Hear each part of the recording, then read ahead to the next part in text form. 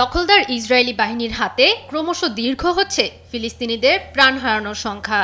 এবার ইসরায়েল অধিকৃত ফিলিস্তিনের পশ্চিম তীরে ইসরায়েলি নিরাপত্তা বাহিনীর হাতে হত্যাকাণ্ডের শিকার হলেন দুজন ফিলিস্তিনি। শুক্রবার এমন ঘটনার নিন্দা জানায় জাতিসংঘের মানবাধিকার কার্যালয়। ঘটনাটিকে তারা সংক্ষিপ্ত মৃত্যুদণ্ডের সঙ্গে তুলনা দেন।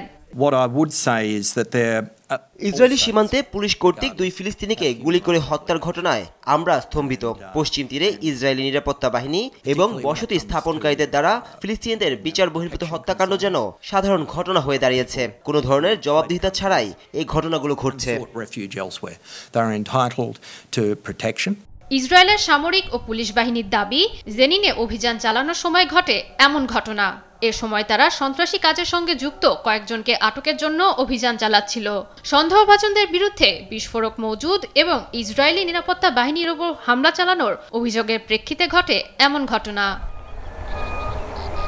ইসরায়েলের পক্ষ থেকে বলা হয়, গুলিতে নিহত দুজন ব্যক্তি জেনিন এলাকায় সন্ত্রাসী নেটওয়ার্কের সঙ্গে সম্পৃক্ত ছিলেন। তবে মূলত কী ধরনের অপরাধের সঙ্গে তারা যুক্ত ছিল এবং তাদের বিরুদ্ধে কোনো অভিযোগ ছিল কিনা তার প্রমাণ দেখাতে পারেনি ইসরায়েলি বাহিনী। হত্যাকাণ্ডের আগে ভবনটি ঘিরে ফেলেছিল ইসরায়েলি নিরাপত্তা বাহিনী। কয়েক ঘন্টা ধরে আত্মসমর্পণের আহ্বান জানানো হয়। এরপর ভবন থেকে তারা বের হওয়ার পর গুলি চালানো হয়।